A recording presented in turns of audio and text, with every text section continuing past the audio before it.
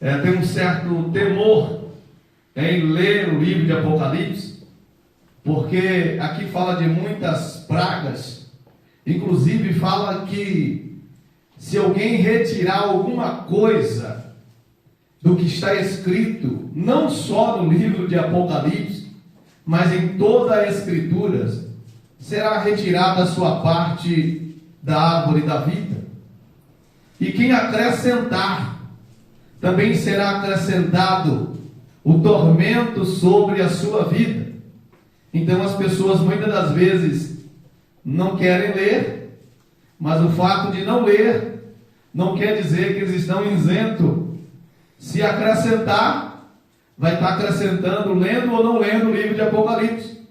Então a melhor coisa de se prevenir contra alguma coisa é ter um total conhecimento sobre ela, tendo domínio. Assim você aprende como fazer, aprende como não fazer, e aprende por que fazer e por que não fazer. Tem uma máxima que os antigos diziam que devemos aprender até como se rouba, mas não devemos roubar.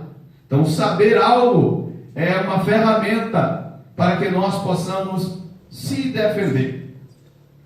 Mas eu estava aqui a observar, e no decorrer do culto, a forma com que Deus ele tem falado conosco, por meio da leitura, por meio dos louvores, e por meio das oportunidades que aqui foram dadas.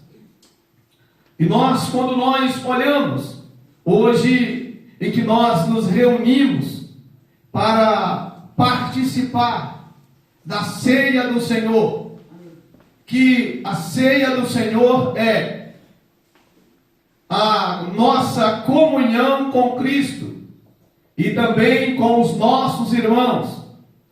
E por que nós fazemos isso? Porque assim como lemos no livro de Apocalipse, nesse capítulo 5, versículo de número 9, a Bíblia diz que Deus comprou um povo. Paulo diz que esse povo ele tem algumas características, e ele diz que esse povo é especial, esse povo ele é zeloso, e esse povo é de boas obras. Logo, quando alguém diz que é cristão, você precisa olhar para ele e ver se ele é zeloso.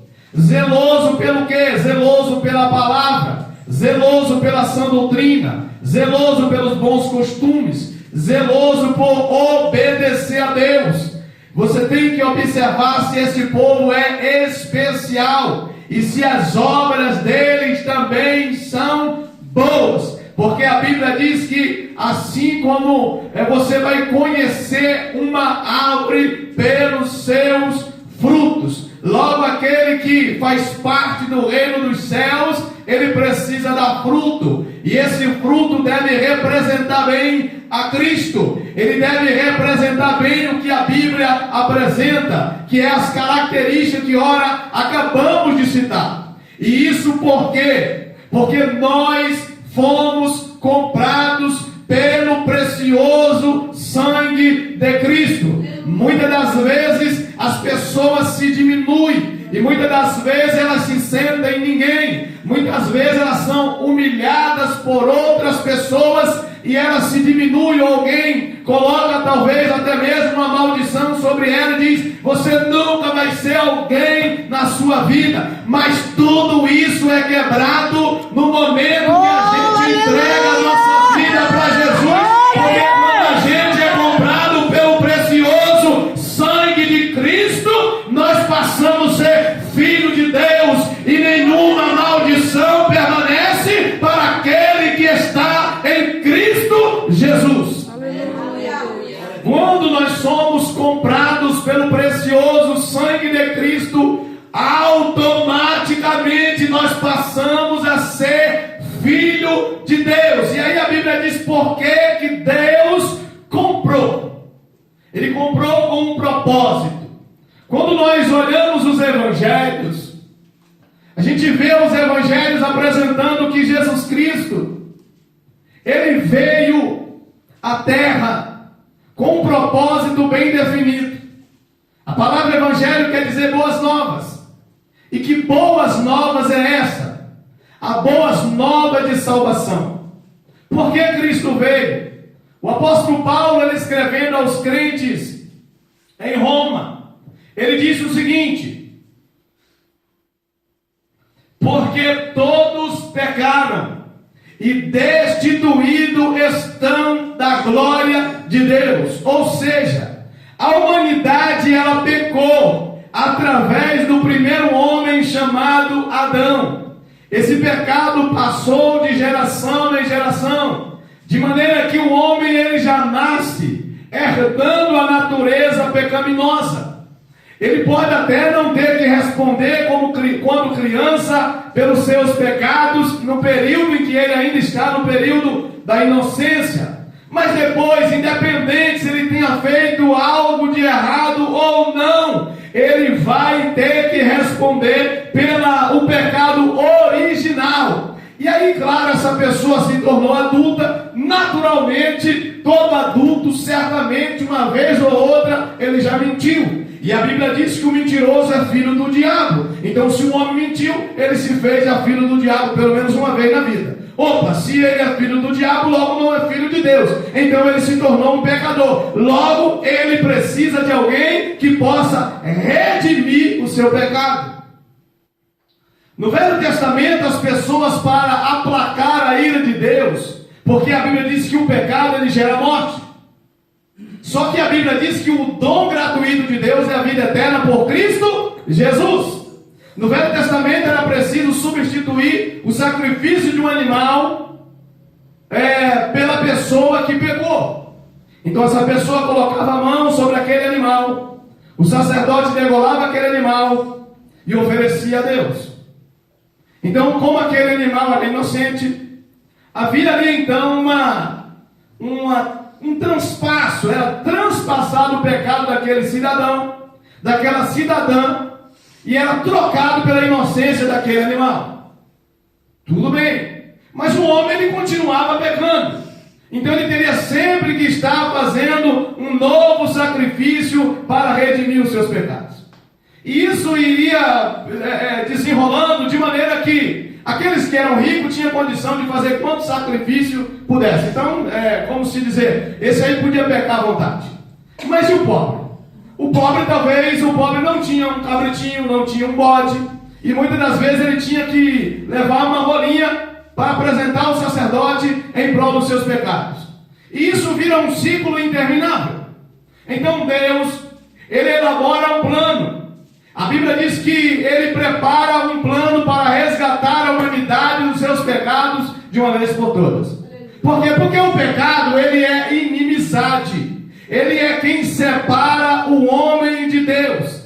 Apesar da Bíblia dizer que toda criatura de Deus é boa, o pecado do homem separa-o de Deus. E o homem, quando ele vive separado de Deus, ele vive infeliz. Não importa o quanto de bens ele possua. Essas imagens que nós vemos no Instagram, que nós vemos na internet, é pura fachada. O homem sem Deus, ele é triste. Verdade, meu Deus. Não se engane com esse sorriso, essas selfies, é tudo enganação. O homem sem Deus, ele é triste. Então essas pessoas, elas precisam ter um encontro com Deus. Elas precisam ter um encontro com Deus por meio de Jesus Cristo. Não tem como o homem encontrar-se com Deus de uma outra forma. Por quê? Porque Cristo é a providência divina que Deus preparou para vir ao encontro do homem para fazer a expiação pelos seus pecados. Ou seja, Deus, com o intuito de poder se aproximar do homem, ele preparou um sacrifício que agora seria permanente, que o homem já não precisava mais ter que matar nenhum tipo de animal para perdão dos seus pecados. Cristo se oferece como o substituto perpétuo. E aqui no livro de Apocalipse, a Bíblia diz que essa missão ela é bem específica. Ele morreu para comprar de povos, toda tribo, toda língua, toda a nação, para fazer um único povo para Deus.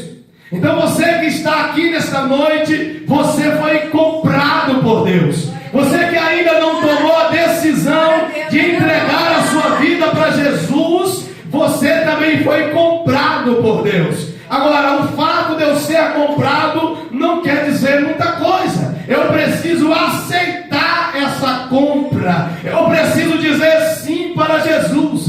E quando eu digo sim para Jesus, eu digo não para mim mesmo. Eu digo não para o pecado. Eu digo não para a mentira. Eu digo não para o engano. Eu digo não para o adultério. Eu digo não para as coisas ruins. Eu digo não para a droga. Eu digo não para a cachaça. Eu digo não para tudo aquilo que denigre a minha imagem e semelhança de Deus.